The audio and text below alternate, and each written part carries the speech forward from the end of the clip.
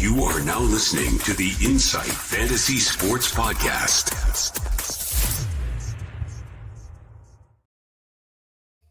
Good evening, ladies and gentlemen, and welcome to the Inside AFL review show for round 21. It's always good when we get the round in the books just before the show. Hopefully you just watch the footy and everyone can now tune in and have a listen to us talk about SuperCoach for the next hour or so. Joining me tonight, the great man Flanders. Welcome, buddy. How are you? Good, mate. How are you? I'm really good. How was your SuperCoach weekend? It was all good till I got to the Sunday scaries, but other than that, it's pretty good. That's what I put it down as the Sunday scaries. It was a good start to it, but then I went to crap after the second game started. Yeah, and why the scaries, mate? Is it just that the wheels fell off, like the projector just started gradually coming down, or? It's a car accident, what I've got going on. Obviously, I'm one of many Butters owners, but then, Sarong as well. Like that somehow became reasonable in the end, but it was a car crash just for a long time there. So, yeah, plenty going on. To say the least, there is some huge scores again. We spoke about this last week about 3,000s, and I think there'll be 3,000s again this week. There's just some massive scores when you got blokes like Grundy getting 200 and plenty of 150s and 170 and really popular players going big. And like we always say, it's just that one unlucky bloke.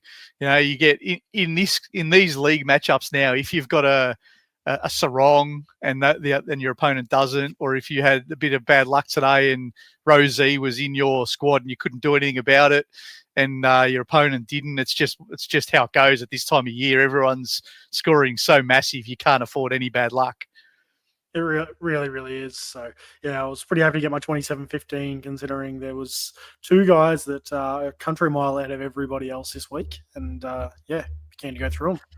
Absolutely. So we'll start off like we normally do, just a big shout out here to our day one sponsors. So IFS is sponsoring our show tonight. If you haven't got yourself a standard squeeze yet, IFS 2025 is the promo code on the standard squeeze website, and they'll give you 15% off your order. So jump on there and get in there. But let's get into the games, Broads, and we'll start off way back on Thursday night, which we were all really pumped for this game. We thought this is going to be a cracker, and it turned out to be a massive fizzer. The Dogs just absolutely demolished the Giants on Thursday night. Yeah, it was pretty. It was a big display, I think, of the Bulldogs just showing their strength, and their forward line is just something to behold for everybody to see. Just the way they work together is just absolutely elite.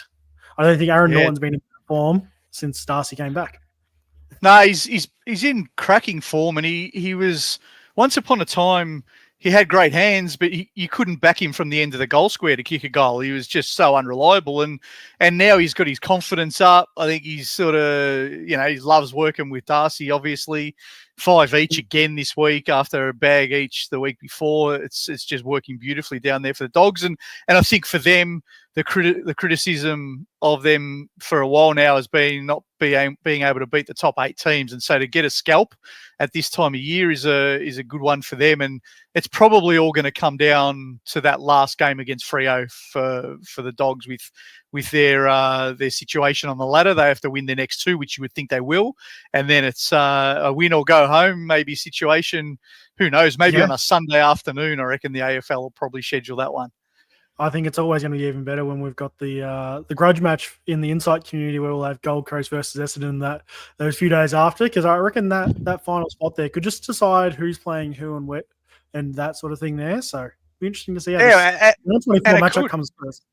It could, because, I mean, you think, just when you think about that game, it's going to be a dead rubber or whatever. But, I mean, with positions so tight, Gold Coast might need to win to get a double chance, or who knows, if a few teams above them don't win every game, maybe even a top 2 or something crazy like that. So even though they'd love the luxury, I guess, of being able to rest blokes for that game, they might have to go all out. They might need the percentage and that. So anyway, we'll get there when we get there. Just a few SuperCoach notables in this one. Timmy English went massive with 202. Aaron Norton and Darcy with a 137 and 119 respectively. Bont did what Bont does at Marvel with a 151. Libba 119. Richards a flat 100. And Kennedy 95 and Dale 97. They're probably the big guns that everyone has got from the Dogs. So leaving Thursday night, everyone with Bulldog players would have been pretty happy with themselves. Yeah, everyone had to be pretty happy. I had Dale, probably the only disappointment there at 97. He should have gone bigger. He's proven he can go big at Marvel. But other than that, like, there was nothing really to complain about there. You just, like, there's some guys you hope you didn't get back onto. You avoid the fridge. You know, you just avoided that sort of thing. But other than that, most of your primos, you'd be all good. Yeah, absolutely. And then over to the Giants, who were really disappointing. But I guess if you think about who their main SuperCoach guys are, Ash 139, Whitfield 126, Callahan 106, Tom Green probably the disappointment with a 79. That's probably all on that side of the fence. Yeah, huge disappointment from him. He's been wonderful so far this year, and he's got that inconsistency out of his game, but he's just 25 and back in that 80s. It's just, I'd love to be able to start him next year if he's able to keep the consistency together. But seeing this 80s, if we see a few more of them in the back end of the year, it's going to be difficult to hold him. Yeah, and it's a really tough midfield to play against the Dogs. They're really good at contested footy, and so I guess that can happen. See how he goes for the next few weeks. But anything else you want to bring up for this one, mate? No, Whitfield was good. Again, Whitfield and Ash, it's a combo we probably didn't expect to still, exist together. But between the two of them, there's 65 touches and, 25 marks. Numbers that probably shouldn't really exist. So, yeah, no, it's good to see those guys being able to put it together. And it bodes well for seeing, these guys be able to do it. And there's some other combos around the league where these guys can put together two halfbacks on the same team. So we could see some more halfbacks in future seasons to come. We were running both on the same team.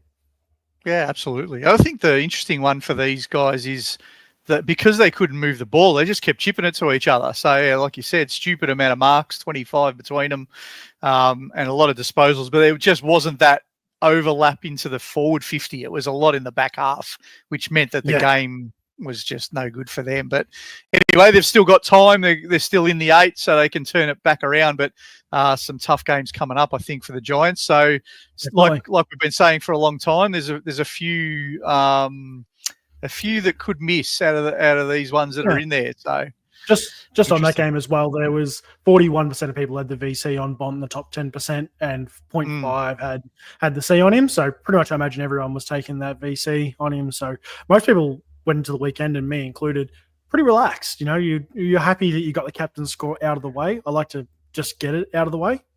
And yeah, it was good just to go into Friday and just be able to watch a game of footy on the weekend and not have to think about the captaincy. Yeah, I stupidly didn't do that. I thought I'll go VC on Gone. My call all week was VC Gone, C on Anderson, and that was always my plan. Yep. And I called it on Wednesday night in the preview show. Just don't forget, because the games are back to back. And what do you reckon I did? I forgot, and I saw Gone 130, and by the time I went to change it to Anderson C, I missed the start, so I had to then take the 130. But anyway, that's rookie error, my mistake. Cost me one league matchup, but to be honest, the bloke I played had one short because he had the laid out of what's his name today, Rosie. So it would have been maybe a bit of a theft if I had beaten him anyway. So that's life. Yeah. Friday night. Now, I didn't see this game properly, mate, because I was out for dinner, but I had the scores ticking over and have seen a few of the Foxtel minis. Looked like a Hawks jump out of the blocks, and then Adelaide ground them back in the second quarter, and then a bit of an arm wrestle at the end, and the home team got it done. What do you make of this game? This game has one of the most ridiculous stats I've seen, considering where it was. It was 25 of 28 goals or whatever were kicked to the left-hand side of the screen, but there was no win to speak of. So there was no reason for there to be all the goals kicked to that side, but it just was the way it was. So it looked on paper, if you look at the snake chart of the scores, it does look like it's, momentum swing, but I wouldn't say it was momentum swing. It just did feel like a bit of an arm wrestle, and for some reason it was just score at the one end. Yeah. And again, another one of those ones. I mean, any of these matchups now where the teams in those 9 playing each other, they feel so important because the loser then has to sort of be worried about, gee, if we lose another one next week, are we the ones that are going to, when the music stops, we're going to have our chair missing kind of thing. So Exactly. Hawks with a bit of a tough run home probably wouldn't be feeling great about themselves today, but that's the way it goes. They've got to get on their bike and try to get a couple of wins against some good teams coming up. Exactly. Supercoach wise, so Dawson 149, O'Brien 131. No one's got him anyway. Rankin with a 129, which was, I think, a massive score in the last quarter there with his couple of goals that he kicked when the game was on the line. Worrell 105. That's probably the main guys over there. Yeah, it's probably about it. And yeah, Dawson was just doing Dawson things. He 12 tackles, 21 touches, a couple of frees for him and 2 goals. He's become an absolute menace, and he's playing almost an aggressive half forward in the way he's actually pushing forward a lot. So those 2 goals, helped that score a lot there, and 12 tackles as well. Rankin, I think, is probably a little bit gifted. He had a wonderful second half. And the fact that the scoring was so tight was probably what saved him there. But yeah, again, 16 touches, 3 goals, 1. You'll take that out of him. And 130, I think, 129, we're all pretty happy how he got scored. Yeah, and we say this a lot. We've had a lot of discussions about SuperCoach scoring, and we're big fans of SuperCoach. Like, I don't play AFL fantasy at all because I just don't love the scoring or the pricing over in that game. So I'm not going to be the one that whinges when someone gets a 129 because he had impact, because that's what SuperCoach is, and I kind of prefer that anyway. So it's each to their own. I know people who love the other game, and that's okay too. But for me, I think reward the impact, and if someone's going to kick 3 goals and their team gets over the line, I can live with that. Over to the Hawks, big news coming out of the game with Will Day, unfortunately, out for the season. Poor guy just can't seem to get his body right. He came back. He looked really good for probably a game and a half of this one. He got 113, so he probably played the full game, but even first half he was outstanding. But has to do a rehab now, and feet can be really tricky. Yeah, proven to be really tricky for him. And I think probably the big question that's going to be on a lot of SuperCoach players' lips is going to be, do you jump on Will Day again next year? And the biggest problem with him, I don't think, is the concern of the upside. We all see that he can do it, but the problem is you're going to be able to run him for long enough to get the cash generation out of him. You need at least a good 6, 8, 10 weeks out of him to justify it. If not, you want to hold all year like a lot of guys did with Will Ashcroft. So it's probably going to be a scary fade for me, but I don't think I could touch him just because he's so risky of these niggly injuries. Yeah, look, SuperCoach is always it's a value-based game, right? And I know last year I had a great year, and I started with Elliot Yeo, and he was made of sticky tape, held together with sticky tape up until then. But I got a good sort of 12 weeks out of him. But depending on price and that, these guys like Will Day, another one today with Hayden Young getting injured again, second game back. These are really good SuperCoach players, but you really do have to weigh up, can you trust their body? Caldwell's probably another one that I had in my team, and he was great while he was there, but it's no good getting 5 weeks out of him at 110 a week, and then all of a sudden you've got to trade him. So it will be something we all weigh up in the preseason. Price will tempt us. It definitely will. It always does. If someone's value, we always will say, oh, well, if I can get someone priced at 85 who can go 115s, I have to be thinking about it. But you just do have to think about it carefully, and you can't pick too many of them, I suppose, is the main thing. Exactly.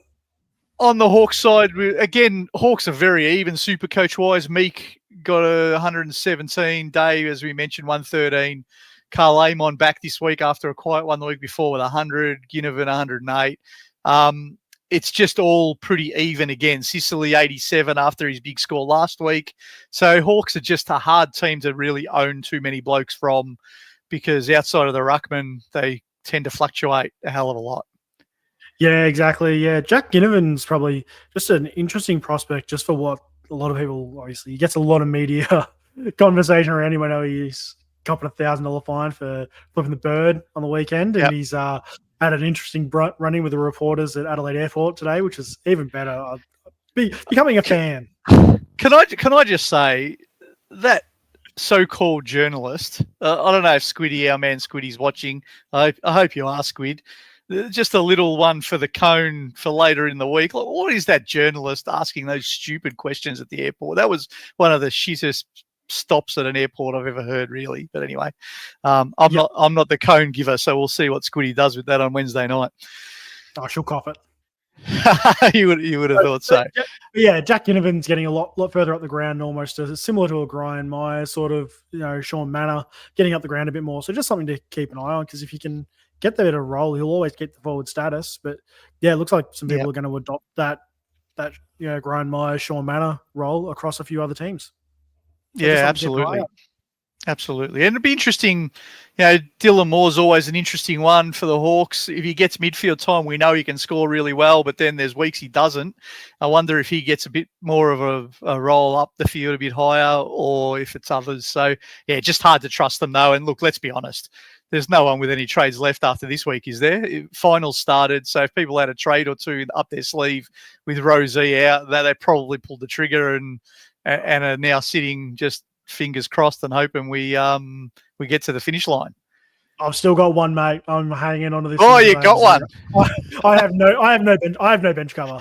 I have every one of my $13 million on field, and I think my most expensive bench players, Buslinger and Bowellen, and everyone else is $99K. So the money's on field. Yeah. Yeah, there you go. Oh, well, we'll get on to the weekend's games, and there was a couple of pretty boring ones, let's be honest, on Saturday. Started off with Melbourne having a big win over the West Coast Eagles. Max Gawn, VCers like me were disappointed probably with a 131. I mean, sounds crazy to say that, but when these others are going to go, you had Bonds already going 150. You knew Grundy was coming up against Todd Goldstein in the game after this. 131 was never going to cut it, so that hurt. Did you take it? And then I took it in the end, because I wanted to take Anderson. Like, that was my play, and when I missed Anderson, I didn't trust any of the others to be able to go big enough to make it worthwhile. Like, I thought to myself, maybe a Nas could get a 150, but risking it for 20 points, where if you're risking it for someone you think can go 180 and they get a 150, all right, or Jackson might have been worth it, but I don't own Jackson. But Grundy would have definitely done it if I had Grundy. Like, if you've got these big ceiling guys, I think they're the ones you could risk a 130 on, but someone whose ceiling is 140 or 150, what's the point, really? Correct. Yeah. I agree. I will say, as a Bont VCer on the Thursday night, it was actually really nice to see Max Gawn, who was actually higher for the VC, only get a 131, because it put a lot of those VC guys in that intricate spot where it's like, well, do I take the 131 or do I risk it? And I know a mate of mine took the Nick Dacos play. Obviously there's the ceiling there, but he didn't execute. So there was a lot of guys that did miss after that. So you either had to take the 131, which gave me a 20-point uplift on everybody else, or risk it later on. Absolutely. And the only player that I could have taken that would have been a better result would have been Anderson, which was the one I wanted, but I was too slow. All of the others, interestingly, Dacos was about 92 at half time, I think, but only ended at 110.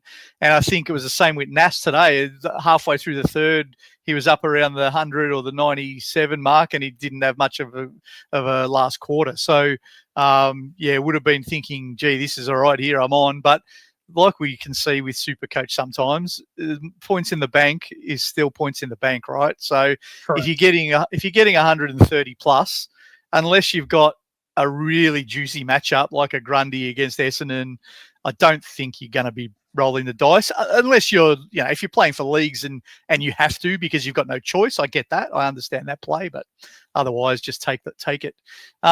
Melbourne pretty even spread along the rest of them. Petrarca another 100, 117, which was good for owners. Viney 121, Oliver 109. Bowie bounced back this week with a 106. Pickett 98. So again, they probably spread the load a little bit there in these games where there's big blowouts. Sometimes that can be the problem. The points get decided early, and then later in the game, if you get a few kicks, it doesn't mean as much. Yeah, exactly. Yeah, I think, for the Melbourne side of things, I think everybody's pretty happy with where that ended up. Crack scored well. Gawn scored well. Oliver had a pretty good game too. Credit to him. 28 touches, 5 tackles. So that was just a really good game on that side of the park at least. So the other side has some interesting things going on into it as well. Absolutely. Before we get into the other side, and we've just started a little trend here in Insight where Wednesday night we seem to go with our man Ryan on the GWS game, and Sunday nights we go with him on the West Coast game. But I'm standing on this hill, Flanders. I reckon Ryan looks the dead ringer of our man Tom McCarthy. So whenever the West Coast game's on and I'm running the show, he's getting a plug. So Ryan from Astute Newstead, please get on board and give him a buzz if you need a home loan or anything lending related. Give Ryan a shout out. He's a good man. Use the promo code Insight and he will look after you for free over there. And I think this has been a great one to talk about just briefly, Flanders, around people were really trying to decide about 4 weeks ago, do I go 23 Primos? Do I go 22 and McCarthy?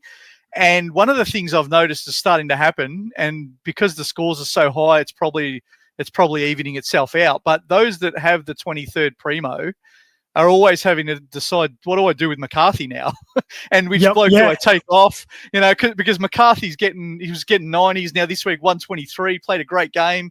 So I think the people that had the 22 plus McCarthy have not been punished. It's worked beautifully for them, and let's hope it stays that way because we're both in that boat. But those who did go the 23rd, you're having to make the decisions each week about which Primo do I bench and hope that you get it right, which is always a bit of Russian roulette. So what are your thoughts on that? Just even from a lesson perspective for next year, if we get the same sort of scenario. He has saved like so many Supercoaches' asses, including mine this year. If I didn't have McCarthy, I would have been screwed. Like I bought him for 99k, and I have all my money on field so far, so I don't have another option. I was looping 2 rookies. That would be the option. I just wanted him for a floor score. I wanted him to give me 80s, and 123 I'll take every day of the week. But he's been a saving grace. I don't think we'll run into the same problem we have next year. But it is interesting if this mid-season draft is, if you have a look at a lot of the guys that have come through, you got a Massimo D'Ambrosio's done it. Sam Durham's playing pretty elite football as well. There's a few of these guys that have come via the mid-season draft that the way Supercoach plays, you could sort of hedge a bet on. Yeah, I want to say John Noble might have been a mid-season draft pick as well back in the day. The thing that's interesting, like, all of those blokes are really good footballers, but McCarthy's probably the one that's hit the ground running the quickest. Like, I don't think I've seen one just step straight in and look comfortable. Like some of the kicks he made on Saturday were just elite, just at full speed. 40 45 kicks inside 50. Like he's a really good footballer. So I think they've found one there, West Coast, which is good. Yeah. For sure. It'll be interesting to see how his game can translate once they start having a full team per se. So, and a full competing team. But there's one guy we do need to talk about, and credit to Deadly here on this. Number 18, Campbell Chesser had a wonderful game.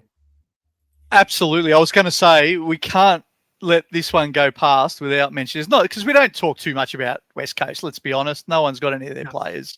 But we have to mention Campbell Chesser, because our man Deadly has been a Chesser disciple way before he was a Keesis disciple. And, his draft team name is Chesser, not Checkers. He's got Chesser posters on his wall. He loves the bloke. And he's the bloke who, when you look at it, if you didn't follow the draft and stuff like that, you'd go, why would we even mention this guy? Like, who is Chesser? He hasn't even played. But, geez, he showed some wheels. He showed some really elite traits. Let's hope he can get his body right. Just little rumours that he might want to come back home to Victoria, and I think the queue might have got a little bit longer. So, he looked good. He did. Credit to him there.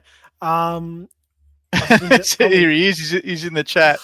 He was written off, but they can't write off greatness. There you go. He got this one right. He got this. We won't hear the end of it either.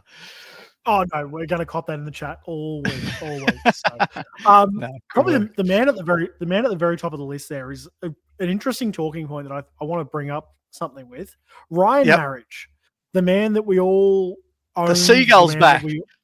the man that we all dropped.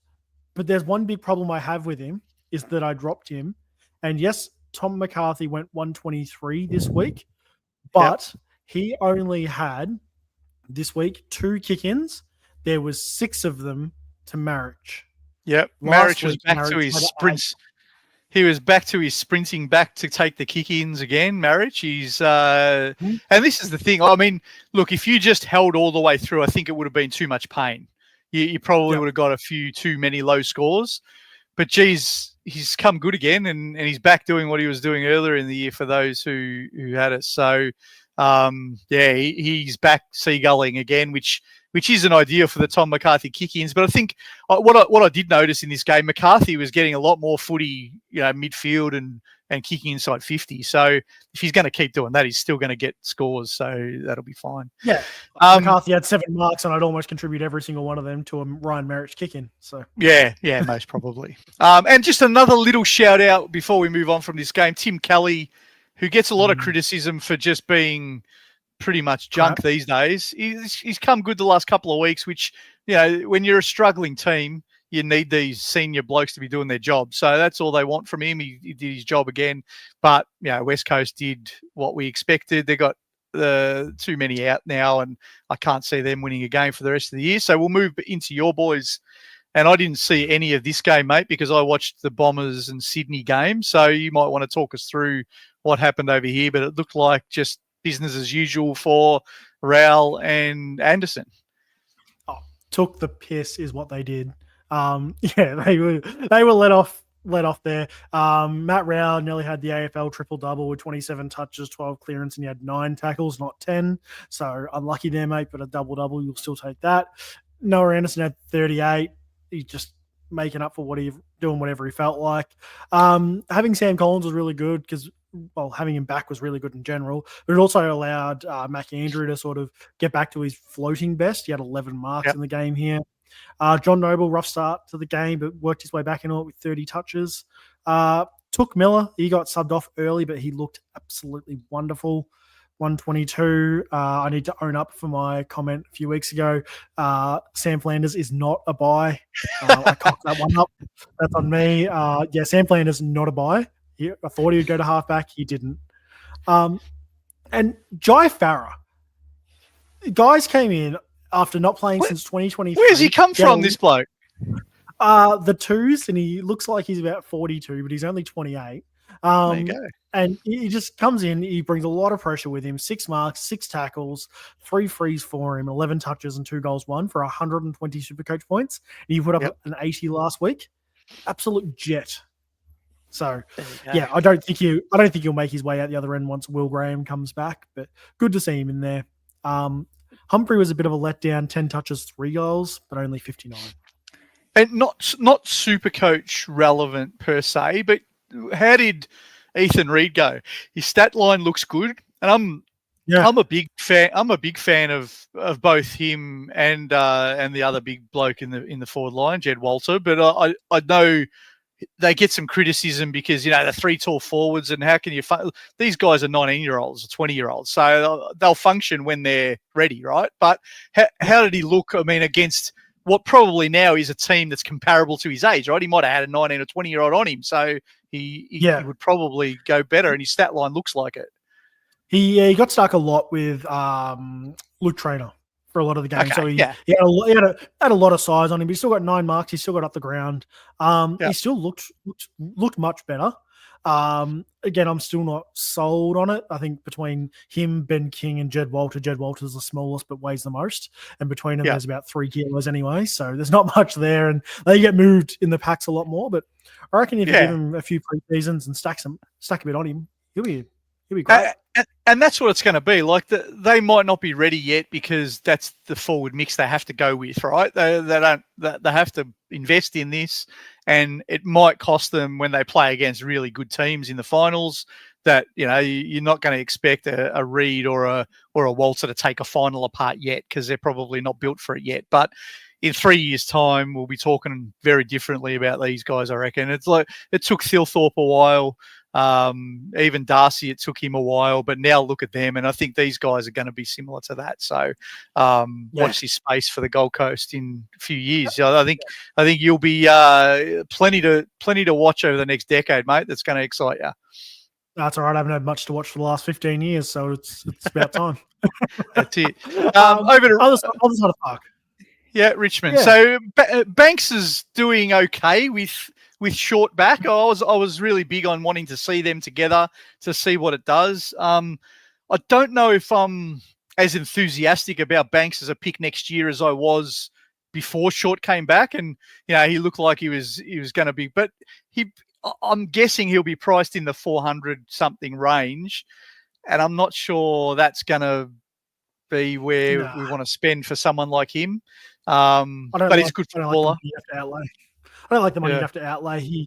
He seems to be more of the sitting back in D50 side of things for them, and then letting Jaden Short do the running up the field more, which I think it suits both players' play styles better. Short actually can run well. He's not the guy to set up, I think. Banks plays really, really well. The problem he's going to battle is Nick Vlaston. That's probably his bigger battle over Short, I think. Vlaston, intercept marking, and he's an experienced head there. So Nick Vlaston was just everywhere in this game, taking intercept marks for the fun of it. Yeah. Like, it didn't matter what he did. 138 SuperCoach points, 8 marks and 20 touches reflects that. Other than that, there was a few, sprinkles of, greatness out there. Taj Houghton looked really, really good. Jacob Hopper, Tresize, he looked quite well, actually. So there's a few things. And if I was a Richmond supporter, I'd be, the scoreline looks like crap. You're not going to hide from that. But they played, like, in as much as I hate to say this as a Gold Coast fan, we are a finals team now. And we have been through that use point, but it doesn't look as painful for the future. And at least you committed to the rebuild. Plenty of teams haven't committed to the rebuild. At least you committed to it. Yeah, I think, the Richmond supporters I know are all wrapped. They're seeing some flashes out of these guys. Mm-hmm. They got probably a glimpse of their future key forwards in this game. So probably the first time I want to say that Armstrong and Jonty Fall played together. I think that might be right. If they have played together, it hasn't been much. So this is what it's about when you're a young developing team. When you invest in youth like they have, you're just going to get games like this, but you will see some flashes every now and then. They go to the draft again with probably pick 2 and 3 or 3 and 4 or whatever it'll end up being, because they've got North Melbourne's pick, and they keep stocking up, and that's just where they're at. So Jonty was subbed out in this game, pretty much at the start. He got cleaned up, and he was out there. So they didn't even get to work together. There you go. Nothing notable. So, but that's about it for this game. It was just Gold Coast guys scored really well. Move on. There you go. Moving on to the next game, which was absolute trash. Let's be honest. I'll let you commentate this one, because I didn't. Because I watched the other one. I watched it, obviously, as Essendon are playing. Sydney did what they had to do. I thought it was one of the more, pressureless games for the conditions. I was expecting it to be really sort of in and under, and it probably wasn't. Sydney got out to a bit of a lead in the second quarter. They put their foot down, really on the back of Grundy and his clearance dominance. He was massive again in this game. I think, 39 disposals for a ruckman is stupid. I think I heard them say that he got 10 grabs out of the ruck contest and kicked it forward. Little bit of criticism was bandied about him, saying he only got 100 metres gained in his 39 disposals, which is quite interesting. I guess ruckmen are not necessarily metres gained kind of players. That's there for others to do. So I'm not going to be critical of him. I think he had as good a game as you'd want. He got the double ton from a SuperCoach point of view. Nick Blakey took the P155 in the back line and just did as he pleased. Goulden did what Goulden does. And, you just look at the top of that page and there's, 7 or 8 blokes all getting over 100, and you probably would have predicted it before the game started. So it was just what you would expect. Warner was probably the disappointment SuperCoach wise, if anyone has him with a 70 in this game. And it was just a product of the dominant blokes were so dominant, everyone else had to sort of take some slim pickings. That's just sort of how it went. When you got 200 for Grundy, 155 for Blakey, 125 for Mills, 123 for Heaney, et cetera, it was all one-way traffic. Now, my boys were good in the second half. I thought they structured up better in the second half. I mean, Essendon are experimenting a lot. They started the game with Blackiston in the ruck. They started the game with May at centre-half back, and Buller did a pretty good job in that matchup, and Buller kicked a few goals on May. But we're experimenting a bit, trying these mid-season draftees in different places.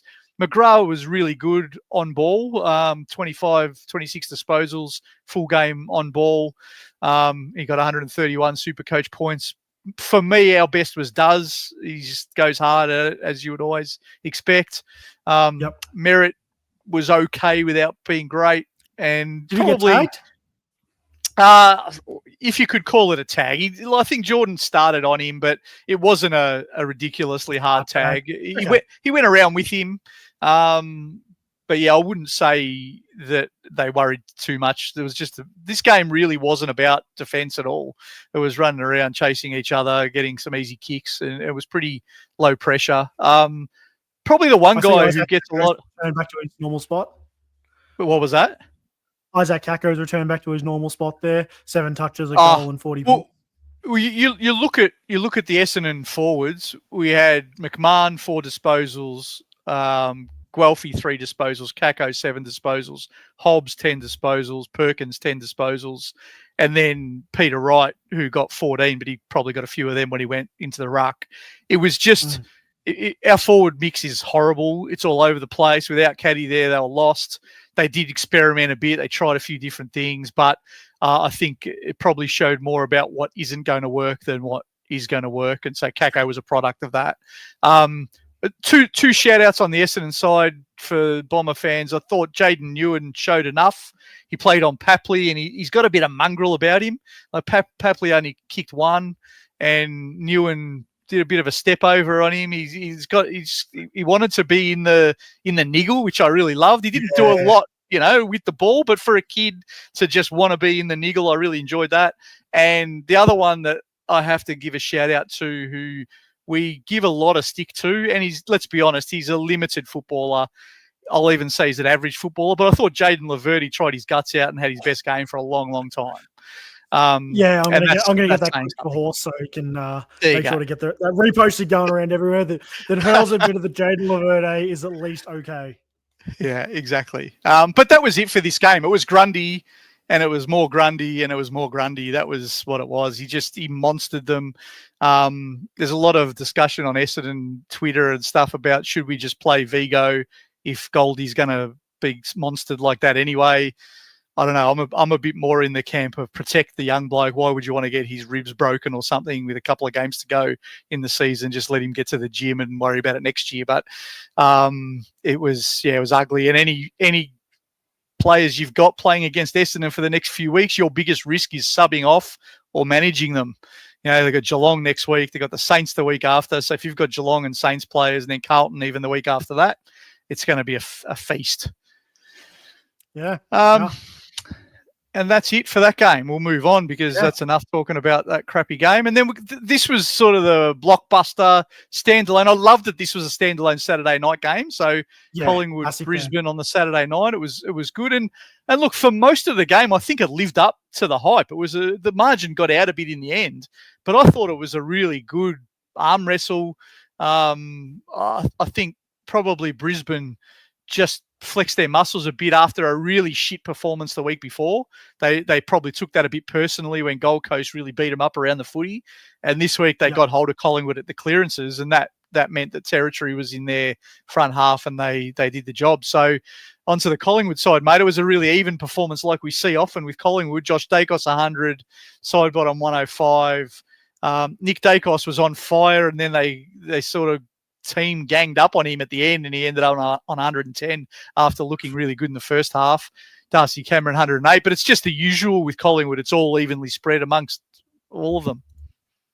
Yeah, it seemed very much like that there, and it's the same reason we don't buy Hawthorn players. It's the same reason we don't buy Collingwood players. Is they are just so evenly spread, and buy Nick Dacos, and that's about it there. I did see a bit of experimentation of both Dacos brothers running through the midfield together at times, which is a bit interesting to see. What was your thoughts on that? Yeah, it was interesting, and they also did a little bit in the last quarter with Josh in and Nick to halfback. So they are doing a little bit of that experimentation. It's as a partner of a Collingwood fan, it's actually interesting when you need to win these games. Some of the faithful are not overly thrilled with the experimentation. I mean, as a neutral, I can sit there and go, I know why they're doing it. They're going to be top 4. They want to be ready for finals, maybe grand final day if they get there. That's the kind of move that wins them a flag, right? So if you're the coaching staff and if you're doing all of this, you can see why. But I also can see why fans might be going, geez, just win the game. We haven't finished top 2 yet. We're not locked into that home final, so we need to keep winning some games. And they've got a couple of tough ones. I think they've got Hawthorn Thursday night and then Adelaide in Adelaide before they come home with Melbourne in the last game. And in those games where it's Melbourne's last game of the year at the MCG, who knows? They could play their grand final that day. So they've got some work to do to get it right before the finals, because otherwise they might even slip out of the top 4, which was unthinkable 4 weeks ago.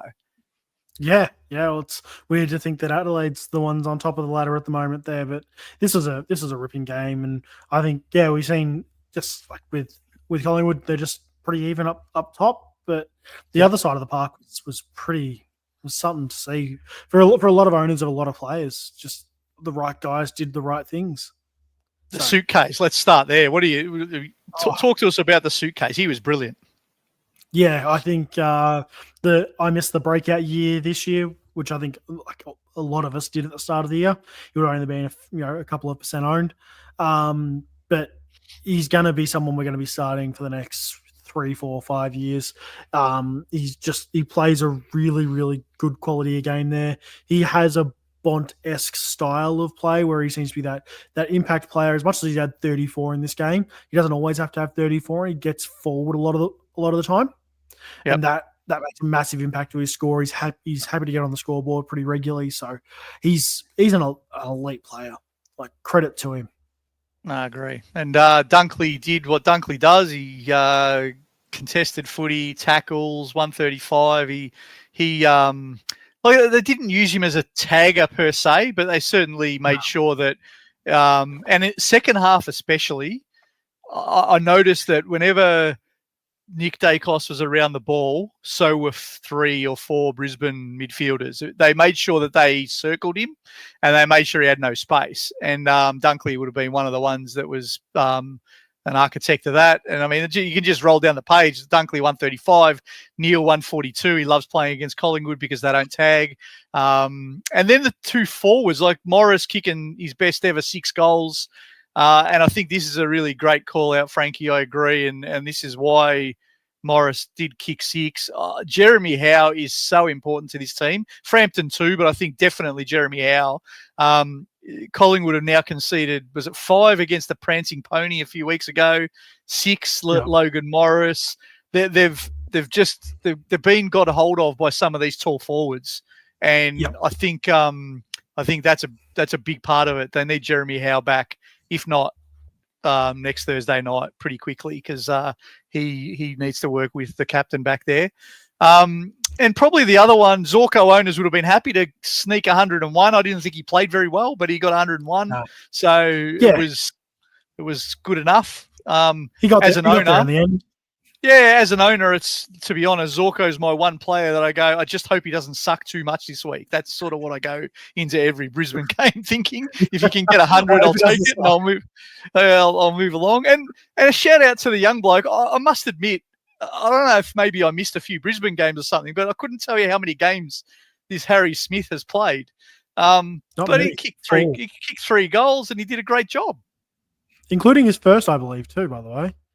There you go. He's kicked his first in this game, and another 2 to go along with that. But if there's one guy I want to give massive props to, it is Logan Morris. That man came in last year when they were being decimated by ACLs when he played that Gold Coast game, the Q Clash last year. He came in after the Maccas on the way to the ground. Yeah, that's it. Eating some Maccas after playing a game that day, got subbed in the first quarter, and ever since then he has not missed a beat. And he is he's the youngest player since Buddy Franklin to kick 6 goals at the MCG. There you go. There's a lot of guys that have been very young that have played at the G since Buddy did it in 2008, I think it was, or something like that, or even earlier. That's a massive stat for nearly 20 years. The youngest guy to kick 6 at the G. He's going to be something. Great shout. I agree. Yep. And look, Brisbane just showed that they're still going to be hard to beat come September, and especially if they can happen to get to that top 2 spot and home finals. Last year they had to travel and still won it. So look, I think the final series is going to be an absolute cracker. The beauty of having 9 good teams and 8 or 9 and 9, my maths is going beautifully, and having 9 good teams and 9 shit teams is that at least when we get to finals, they're legitimate contests, every single one of them. So it should be a good final series. And let's move into today's games, mate. And this one was actually really entertaining. I enjoyed the St Kilda North Melbourne game. I mean, 2 teams that have got nothing to play for other than synergy and pride and trying to get a win on the board because they're well out of contention. And they approached it in the right way, and it was a pretty good game of footy. Yeah, it was. I think all in all, it was quite good to see 2 crap teams play a reasonable brand of footy. So there was some good guys here that normally don't stand up week in, week out that stood up, and they sort of showed that they aren't just top-heavy teams. They aren't just those, 3 or 4 star guys at the top and then falling off, pretty far from a skill set point after that. But I think probably the biggest thing, and I'm going to start having a look at him because it's round 21 now and what the year does with it. Jack Steele starting as the sub. What's your thoughts on that? Well, I mean, he got moved out of the midfield for the last quarter last week and now sub today. I think it's a great move, but it's pretty ballsy to do that to your skipper. I think their mix is so much better with Windhager and Hall running through there, and even Garcia looked like he was quite impressive today. So I loved it. I loved the move, but I wasn't expecting it. That's for sure. To say to your captain, mate, you're a bit of a plotter. We're putting you on the bench, and I'm sure that wasn't the conversation that Rossi had with him. But you know what I mean. It's from an outsider looking in. I think it's the right way to go. Yeah, okay. So it's a bit of something that's interested me a bit is like I put him up in a few of the Numbers Game podcasts throughout the year and brought his name up around the Jack McRae sort of conversation. He's averaging 96.5 on the year before this score gets added to it, which is a 36. Then he's, where does he end up priced next year? Does he get priced a low 400s? And does he end up being considered a stepping stone for us all next year to get him to 550 and get him out? Look, there were a lot of people in the community calling to bring him in 2-3 weeks ago. And for a couple of weeks, it sounded like a good shout. But if you did it, you probably would have been really spewing today when he started at sub. But I don't know. It's one of those ones that I think his best is behind him, and he would need the right sort of setup to thrive. And if he's at St Kilda, which I've got no reason to think he won't be. If he's at St Kilda, they're going to have to get the midfielders like Nass and Nass, assuming Nass stays. They're not moving him out of the midfield. They're not moving McRae out of the midfield. They're not moving these guys that come. So I can't see him having the role that even at a valued price that I would consider it. But everything's up for grabs in pre-season, right? If we see that the role is there and he's underpriced, then we might look. Yeah, it's an interesting option there. So, there was some big stars in this game and some underperformers too. Like Romo was a wonderful option. I pivoted from Sherry over to Romo, so good to see he pulled his finger out in the back end of the game there. And a 144 this week. I wanted to just have a quick look. I don't know what happened in draft after some controversy this week, and It was a loss. It was a loss to some trading. boss. The horse lost, did he? The boss lost. I tell you what, at quarter time, I was feeling a little sheepish because my trade to the horse with Marshall and McRae over to him, I was thinking, oh no, it's backfired on him. I mean, it ended up being 144 and he captained Marshall, so that was worth it. But yeah, it was one of those ones. At least he went all in. He had a crack. And you got to have a go when you're in there, right? So why not? Yeah, exactly. Talk to me about Nass here. Like, he had another good game. Disposal efficiency sucked. He was maybe a bit rushed today. He seemed a little less composed. He has had some games where, because we have said before, he's got the license to take the really difficult kicks. So there are going to be games where his disposal efficiency is impacted because of that. Was it just that, or was it maybe, I don't know, a bit of a hangover from the pub on Rossi's shoulders on Sunday night, or what do you reckon?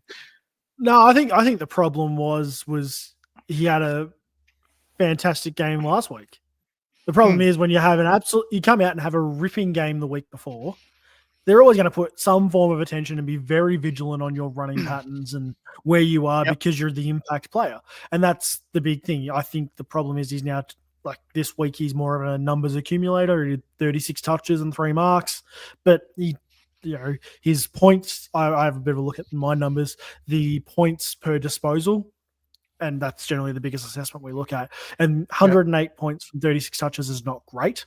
So it's probably a bit of a problem there. You'd want a 140 out of that. But yeah, I think once it all settles back down a bit, and once they get some better guys around him to support him, and he's not the obvious one star they've got, it's great. Like, it'll be better for him, which probably more excelled for someone like a Jack Sinclair this week. Where Jack Sinclair now, if you would ask us 12 months ago, who's the guy at St Kilda, it's Jack Sinclair.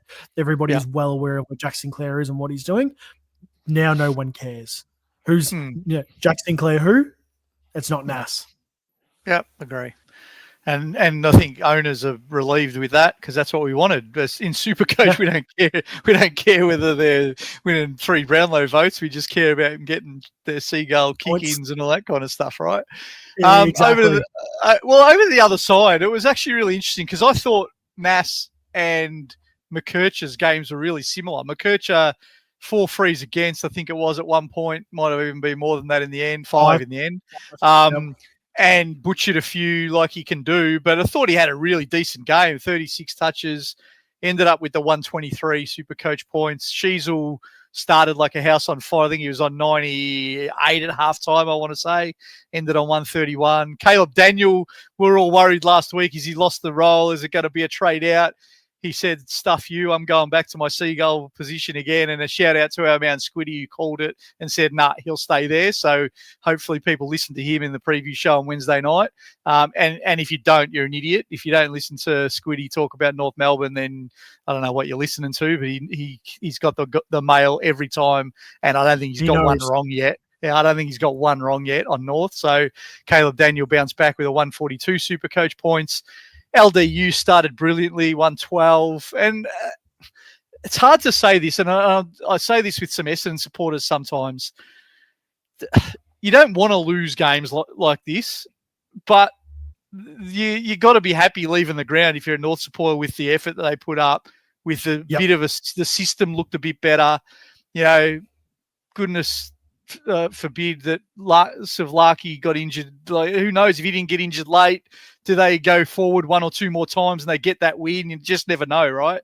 I think they showed a lot more, and I think one of the big catalysts for that too, his stat lines don't show it, but Georgie Wardlaw, my God, that he just makes it so much different in the middle.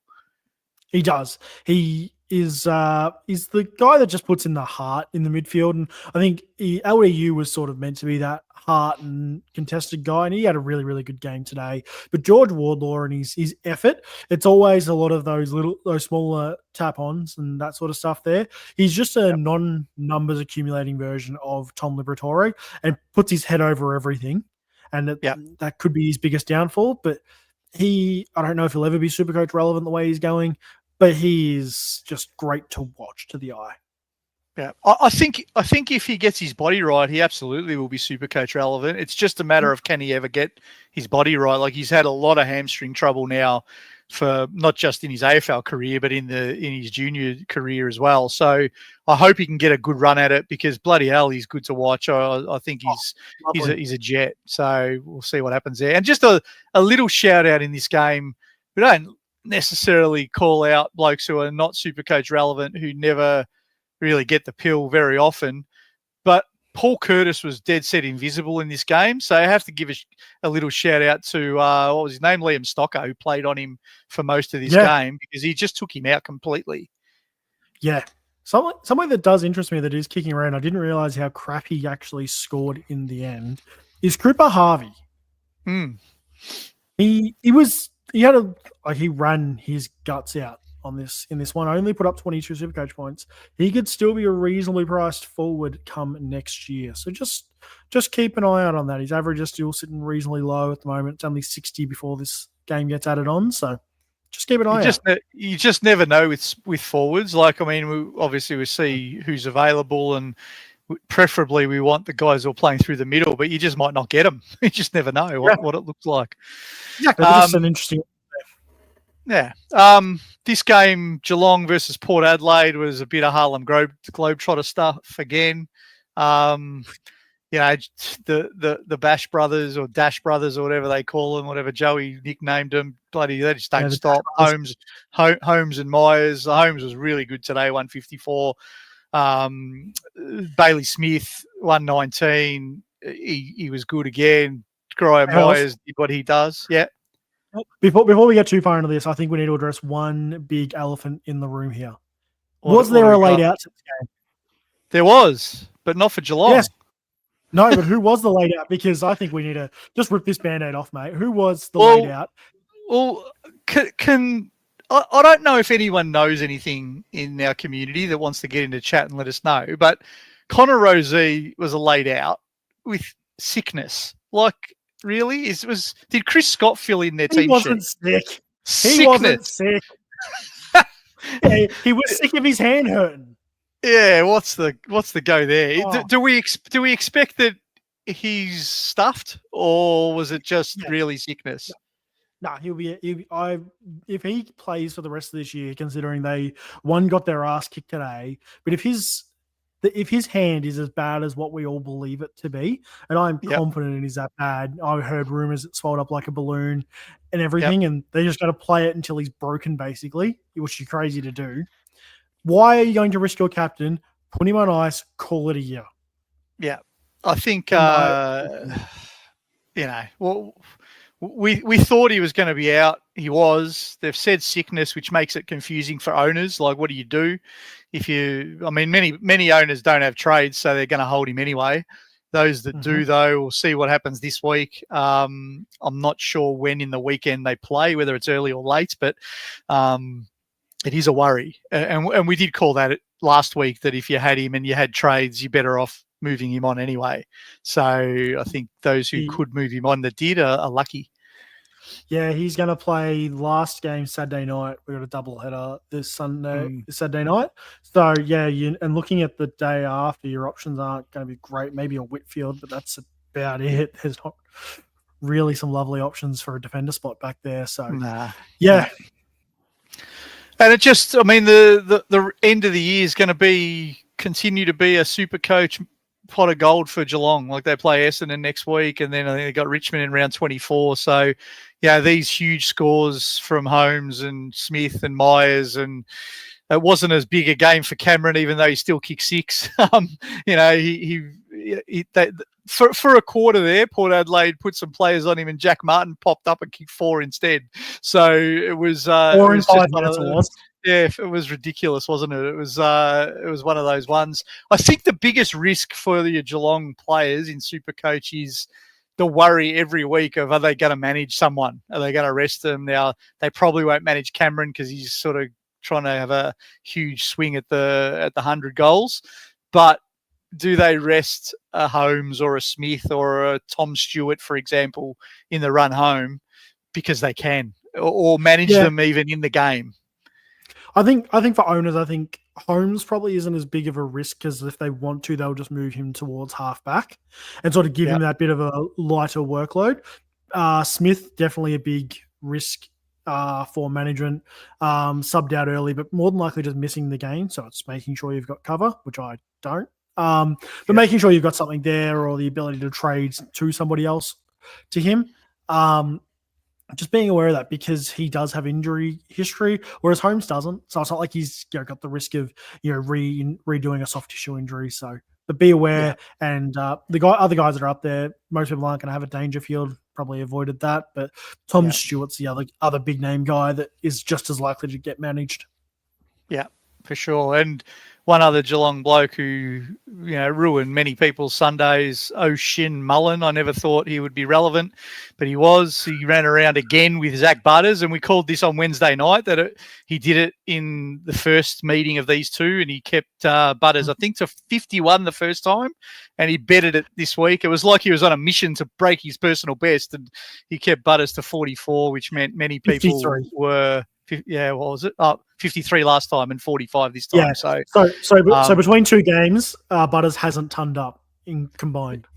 Who would have thought that? And this is the weird part about coaches and strategy and how they do it. Like if you can stop Butters to 98 points in 2 games, why wouldn't you put him on the best player every week?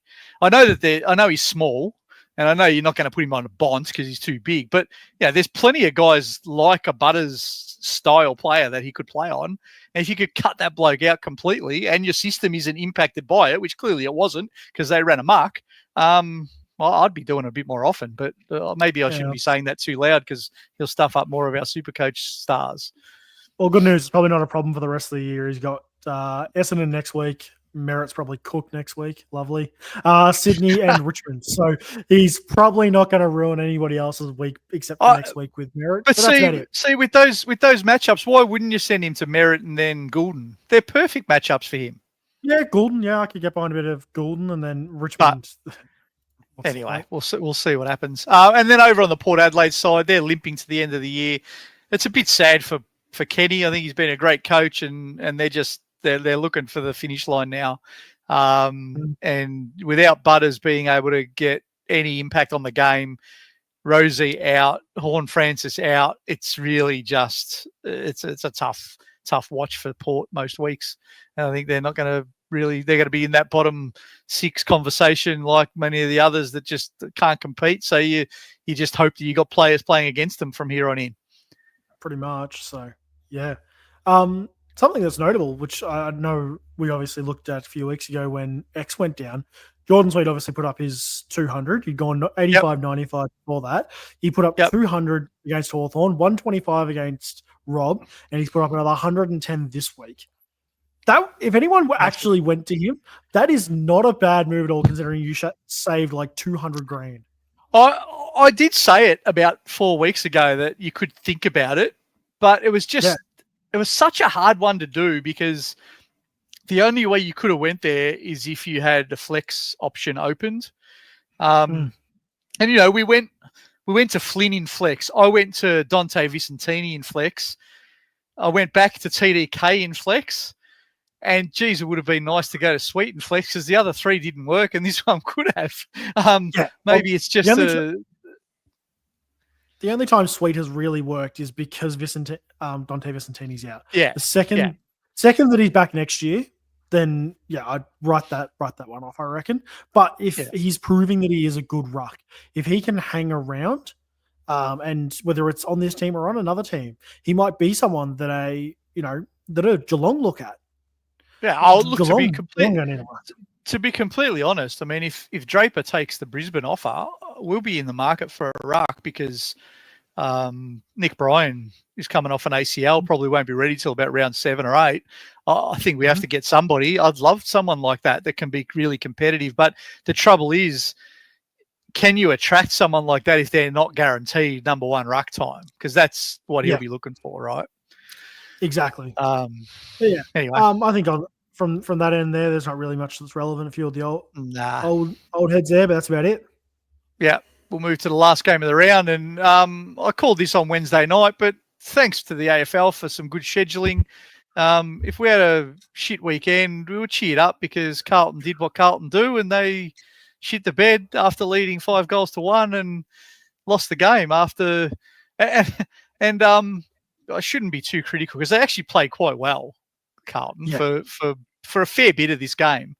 But I think the interesting thing for me was when the heat was really on in that last quarter, they love inviting pressure with their shit handballs in the back line, and it was just typical of them all year. I think if I was Voss, that's the thing that I would be looking at the most, because their clearance game is really good, but they're useless handballs to each other and say, I don't want it, you have it, and just put the next bloke under more pressure than I'm under.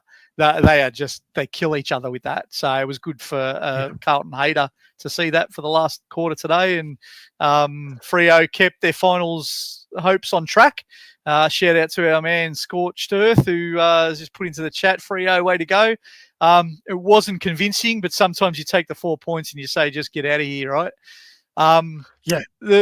The big players for Freo, Jackson was huge with a 142, pretty much playing ruck rover. So, didn't even have that big a ruck game. It was more ruck rover. He was getting all of his points. Clark back this week with a 122. Brayshaw snuck over the line with a 101, even though I didn't think he was brilliant. Tracy was awesome when the game mattered with a 106. And probably the biggest talking point from a Freo point of view was Sarong being tagged and just getting 75. That hurt a lot of people in the last game as well. I'm happy to see 75. Like, this was -2 or 0, I think, at quarter time. It was like 18 at half. Like, it was making Butters look good.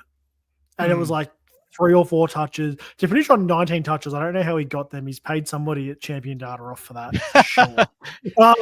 But 75, which is scaled up from a 69 at game finish, because I was a 27-21 in the end. But he's so tag risky. I went Sarong over Brayshaw earlier in the year, and I'm regretting it from every minute after I did it. But if it's any consolation, mate, I went Brayshaw over Sarong, and I'm still shit, so it's okay. It's okay. But I could have beat Deadly that week, and the only reason I didn't is because I went Sarong over Brayshaw, so I had to beat that. I won't be running with Sarong. He's had the tag all year from many different people, and he just can't seem to break it. And this one was by Cooper Lord. Like, this is somebody who had 22 touches on his own and 8 tackles and scored 111. He got outplayed by Cooper Lord. Yep. If you can't break that tag, you're not going to break the Jordan tag. You're not going to break a Bedford tag. If you can't work out how to break one by now after a whole season of getting it, he's aligned through it for a few seasons for me. Not forever, but just a few seasons, just till he can work out how to get past them. They all do eventually, but he needs time. Yeah, fair enough. And then over to Carlton, Cripps was good with 125. Hewitt was everywhere for 120. The bloke couldn't tackle because he had the ball too often. I backed him for tackles, and it started annoying me because he kept winning the footy instead of tackling the other blokes. But anyway, that's the way it goes. He was great for owners at 120. Not much else to write home about. Lord tagged and got 111, which is a great effort from him. I think the interesting one for me is, and we've said this for a few weeks now, Tom De Koning is going to suck us all in and be in our teams next year when he's number 1 ruck for St Kilda, isn't he? No, because I'm not going to buy him, because if Romo's still there, there's not a chance I'm buying him. Because I reckon he's just going to walk into the same problem. But if Romo might leave. Yeah, Romo might leave. If Romo goes, TDK is a solo ruck, and I would honestly have to say he's got to be sub 500 for me to say I'd have him. If he's in 500 to 550, it's a bit awkward, and I'll have to see how the structure works out. But sub 500, I'm ready to be hurt again. Yeah, and I think that's the thing, right? It's value. And we went this year, he was what was he, 520 to start or whatever he was, something like that. And if he's similar again, we know what he can do if he's the solo ruckman, but he's completely checked out. He's playing behind shit net. And it's just 70s every week now, which is good for bringing his average down, but not so much for owners who might have been stuck with him. But anyway, that's the way it goes. Hasn't turned up since round 14. No, it was his highest since then was 85. Yeah, and it is like you say. It depends. Everything's situational. If he's got a joint ruck possibility, just forget about it because he can't play that role. He just doesn't score in it. But if he's got the solo ruck role, then value might dictate that, and we might be able to buy him. But we'll see what happens. I just want to interest somebody in one thing with TDK, and it's one thing now I've actually looked at his run, is if you end up round 24, one trade left, you want a flex player to buy in, I could buy Tom Koning because he plays Essendon. If Pitnet's not there. Yeah, if Pitnet gets dropped and they go, Essendon's going to be an easy matchup, drop him, we're going to try to send his trade value through the roof or whatever. Yeah, cool. Essendon, I could be hurt on that last round if I had a trade.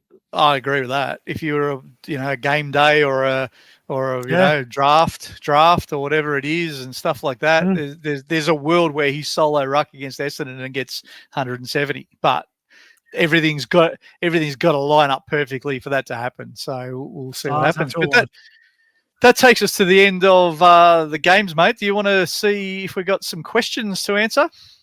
Oh, I think we do, mate. I think we do. Do you want to roll the audio? It's question time. Let's answer your questions for the week ahead.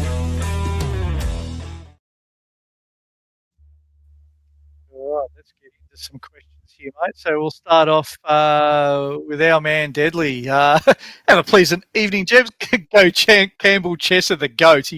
He was in there at 6:01 p.m. Bros. 1 minute after he started to tell us about Campbell Chesser and great shout, Deadly. 6:01 Western, we're at 8:01 for all of us out here in the east. Oh, sorry. Yeah, Eastern time, 6:01 for me. What do we got next? We have Corey. So Corey's got a 27-15 with 22. Loved my week. Nearly traded out Daniel till Rosie was out. Traded to Cameron to win his matchup. Good work, Corey. And these are the things that you've got to, like, if you've got trades in the bank, you can do these little things. So if you got over the line because you did that, brilliant work. And I hope that Squiddy convinced you to keep hold of the little helmet because he was brilliant. Nikhil Patel, welcome, buddy. What's the highest score you've seen this week? I scored 29.63. It wasn't the highest, I don't think, Nikhil. I have seen some whispers of 3,000s in the books. I don't know the exact highest, but I have seen a few people mention it did tick over the 3,000 mark again. But 29.63 is massive. Frankie's at a 30-14. I've got Chizza in our Insight $50 league for a 29.94. So I can confirm that with my own two eyes. There you go. Who we got here? We've got Daniel's Pigeons. I hope your pigeons are going okay, Daniel. Ranked 33 coming in, finished with 29.17. Risk Grundy C after gone VC. Got McCarthy on the field. Benched Sicily over Daniel. Paid off big time. Got all the 50-50 calls right. Mate, if you've got Sicily and Daniel to choose from, you are flying. 33rd.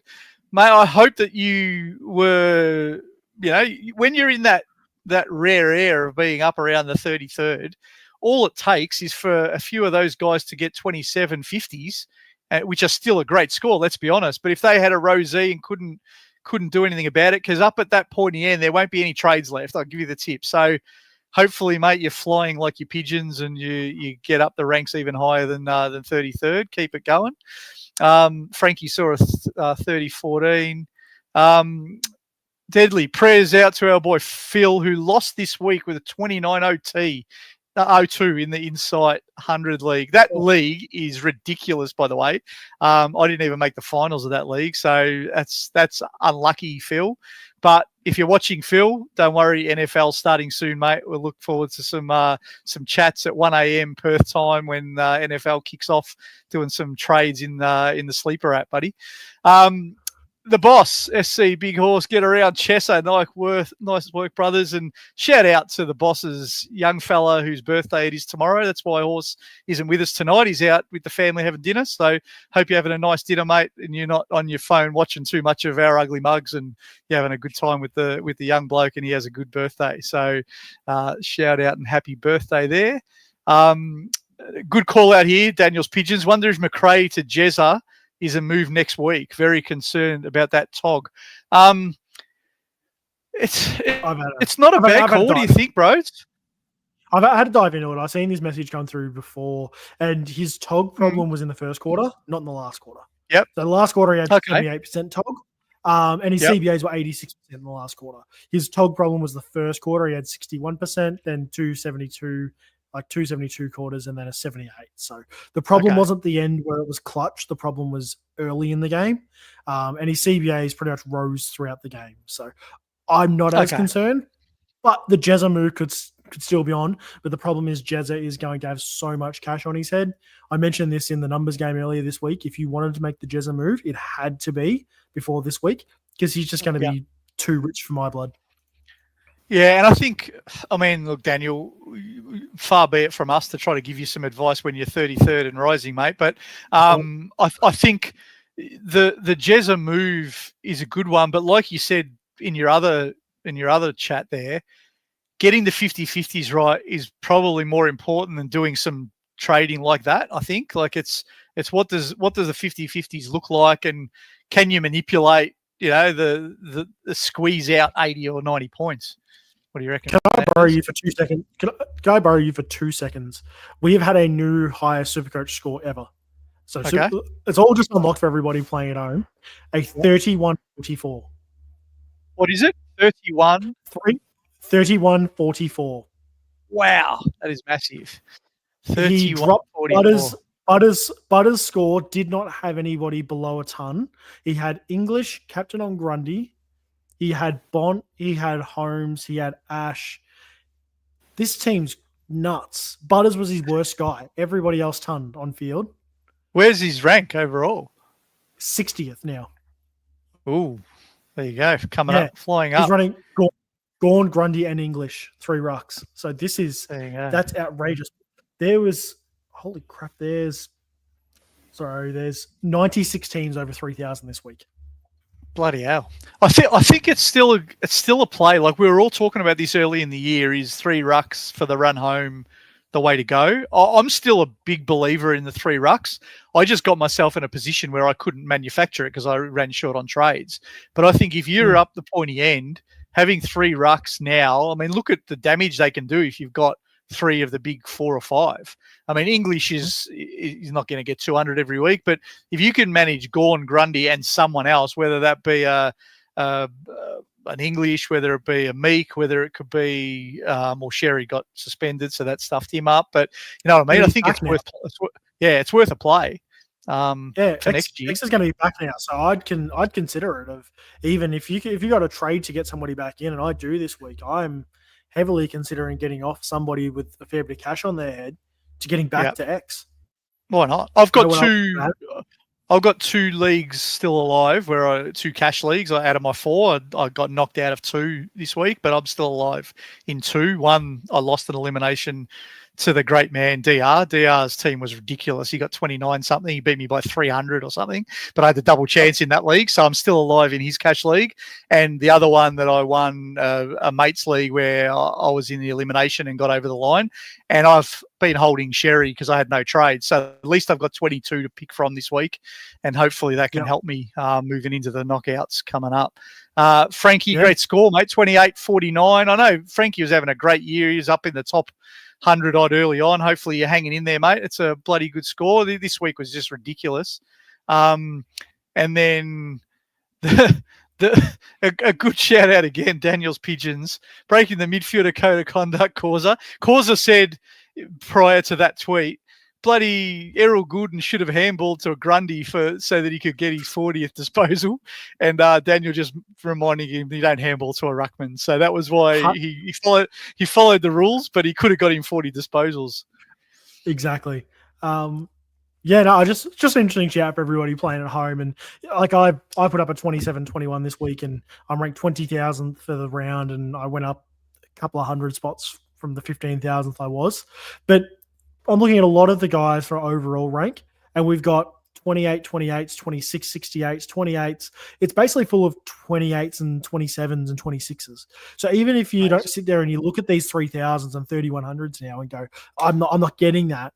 Even the guys that have been absolutely elite throughout the year, they are just playing on consistency week in, week out, still just getting in those scores.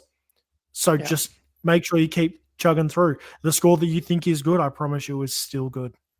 Yeah, absolutely. Just a couple to go. Matthew Langley, hey Matthew, how you going? Ranked 290 this week. Had a bad feeling where he rose east sideways to Anderson. That's a bloody good trade. Ended up with 27.79. Hope rank holds, or hopefully it did, mate. But I reckon that's about par. I reckon 2800s is about par. Frankie has said 695th. So he's some green arrows. Good job. Corey 33 spots down with a 27.15. But yeah, that's par must be around the 2,800, I reckon, this week. Top 10%. Top 10% for the round was 28.06. So bang on, mate. There you go. What about this? There you go. Climbed 9 points from rank 290 to 281. Slow boat to China. We're going the right direction. That's it. The only way is up. And then we'll finish it off here with our man Scorched Earth. Shout out to the great Freo man, another 1729 and green arrows. So hopefully everyone out there did have green arrows, but that might do us for tonight, Broads. We've got a big week though, as usual. Nothing stops here at Insight. So we'll be back with your numbers pod for the members on Tuesday night. Then we'll have our preview show on Wednesday night. But what else have you got cooking, mate? I know you've been really busy with some NBA for Insight. Nothing stops here at Insight. We've got every sport covered. Yeah. We've just off season for NBA is officially kicking off. I'm pretty sure this week. I'm not going to put my foot in it, but we've just finished our 168 player draft boards for that there. Content will kick off this week. We've got team articles that have been going out for the last few weeks. They're all free at the moment. So jump in, have a look at them. I've wrote them up for everybody. And 1,000 to 1,200 words between them for each individual team to know who's good and who's crap. And come over and join us. We're a 24/7 sport around here. And plenty coming Absolutely. up for NBA, NFL. You'll be involved pretty heavily with that as well for at least the playing side. Yeah, I'm certainly no expert podcaster. We've got our men over there doing a great job. DFab and Mullen and Maverick, they're geniuses over with NFL. Got a beautiful article this week where they released their 200 rankings in order, so that can set you up for your drafts. And I did see that there's the first of the cash leagues opened today. So if you remember, get in, join up. Watch their content, join a league, make it a bit of fun. There's plenty going on. That kicks off in only about 4 weeks time for the NFL season. We've got our man Deadly and the SC Whisperer Josh doing EPL content for the new EPL thing. And just to watch out for everyone who doesn't give a shit about all these other sports, we will have something for the AFL Finals SuperCoach when it comes, because we did hear during the week that SC is going to release a finals competition. We haven't got any more details yet, but once that starts to come to hand, we'll no doubt put some a league together or something and come and join us for that, so that when round 24 hits and we finish this season proper, we'll get into a final SuperCoach season for the last month. So that'll be good fun as well. But we'll end it there. Thanks, Broads, for your time again. Just the two of us tonight, but I think we did an okay job. The boss can give us some feedback during the week, but we'll be back during the week, everyone, to do all of our preview show and the numbers show, and just finishing off like we do with all of our Insight podcasts, because we really do genuinely want to say a shout out every time about men's health. And if you're struggling out there, if you don't have anyone to talk to, our DMs are always open. Please send us a message. We will respond. And it's not weak to speak, and it's okay to not be okay. So please look after your own mental health. And if you do need some support, there are professionals out there, but there's also plenty of us in the community that you can just send a note to, and we will reply with a conversation if you just need someone to talk to. So we will end the show there. Thanks again for watching, everyone. Hopefully you had a great SuperCoach round 21. We're into the second week of the finals for SuperCoach leagues next week, and we'll see you on Tuesday for the members show and Wednesday for our preview show. Bye for now.